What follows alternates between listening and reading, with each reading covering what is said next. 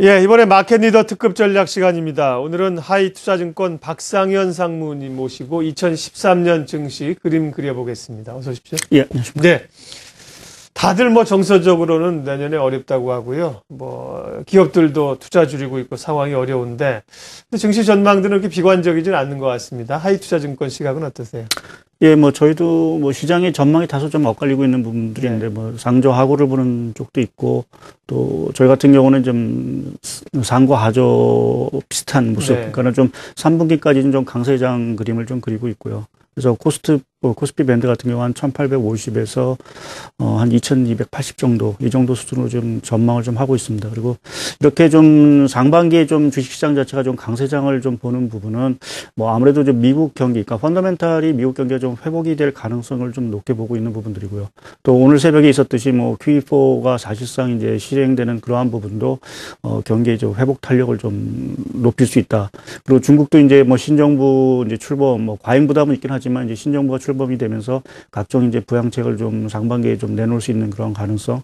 그리고 이제 유럽 쪽은 그동안 이제 그 금융시장을 좀 괴롭혔던 이제 어떤 재정 리스크 자체가 조금 좀 안정화될 수 있다. 이러한 부분 자체가 전반적으로 이제 상반기 좀 강세장 흐름을 좀 유지시키는 부분들이고요. 그래서 3분기 조금 약간 좀 조정을 보는 부분은 뭐 시중금리 이러한 것들이 조금 경기 회복에 따라서 좀 올라갈 수 있는 부분들이 있기 때문에 그러한 것들이 조금 좀 조정 압력으로 좀 작용할 수 있다라는 쪽에 좀 생각을 좀 하고 있습니다. 네.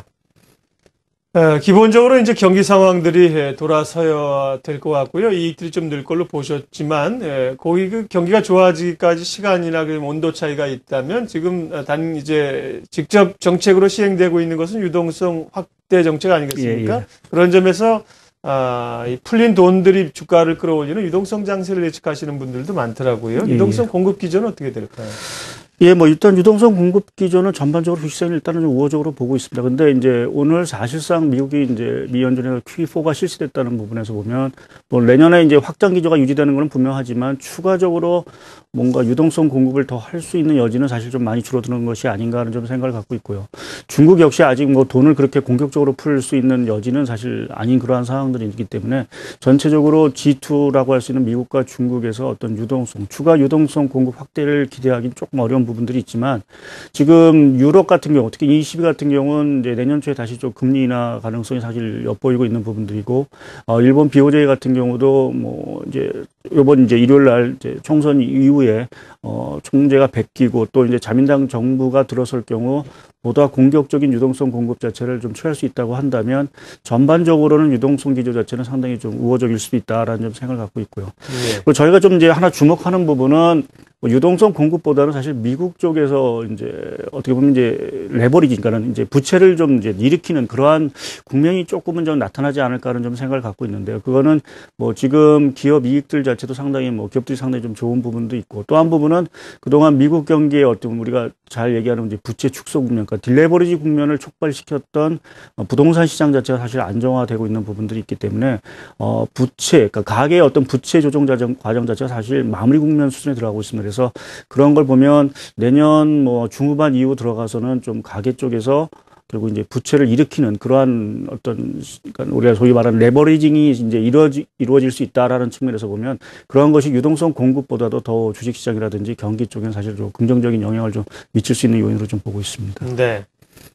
하이투자증권 박상현 상무님 모시고 2013년 주식시장 그림 그리고 있습니다. 지수 밴드는 다른 증권사하고 큰 차이는 없고요. 1850에서 2280 보셨고요. 이제 이 연간 흐름에는 다소 좀 차이가 있었고 또 좀 특이한 점이 박 상무님이 이제 하이투자증권에서 얘기하는 것이 내년 주목할 사항으로 글로벌 경기 전망, 이건 당연하고요.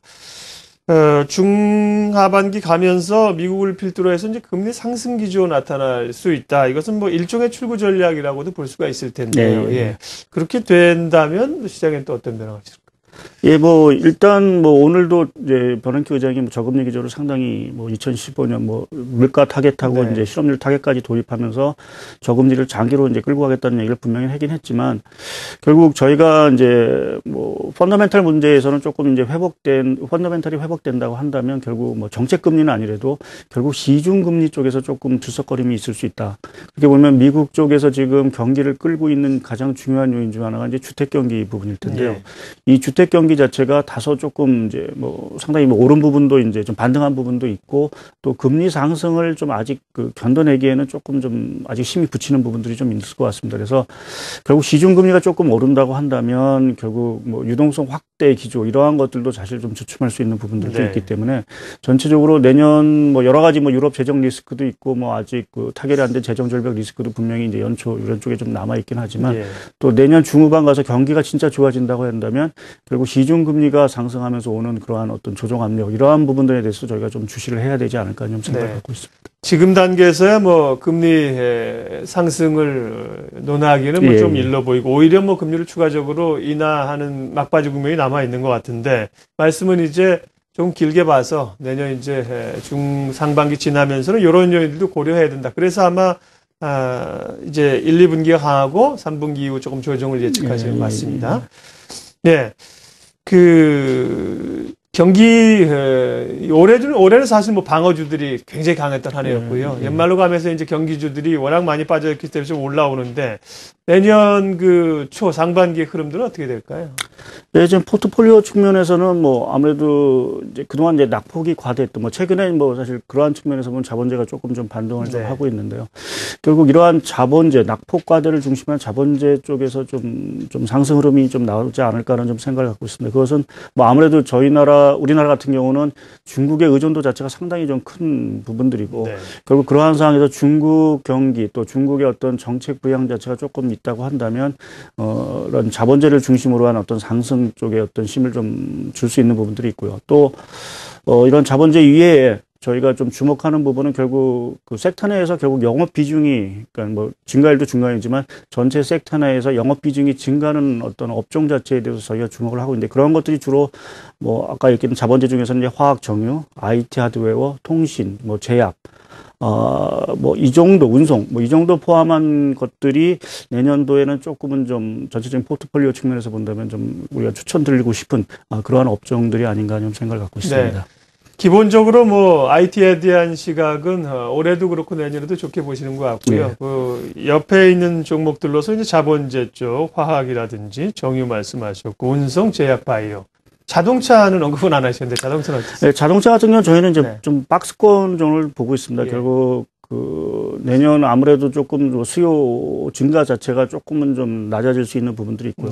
또 한 부분은 뭐 그러니까 원화에 대한 절상 압력 자체가 물론 직접적인 타격은 주지는 하겠지만 최근 조금 심리적으로 영향을 좀 줄 수 있고 또 이제 저희가 하나 우려하는 부분 자체는 내년도의 엔화 부분, 뭐 최근에도 엔화가 상당히 약세 흐름을 좀 보이고 있는데요. 내년에도 조금 엔화가 추가적인 약세를 보인다고 한다면 전반적인 원엔 환율 측면에서 저희가 좀 경쟁력이 좀 약화될 수 있는 부분들이 조금 있는 것 같습니다. 그래서 전반적으로 뭐 자동차 같은 경우에는 뭐 이렇게 나쁘지는 않지만 뭐 우리가 추세적인 상승을 얘기하기보다는 좀 박스권 쪽에서 대응하는 것들이 좀 맞지 않나는 좀 생각을 좀 갖고 있습니다. 앞서 금리 얘기도 하셨지만 내년에도 연초에 외환시장 동향이 상당히 중요할 것 같습니다.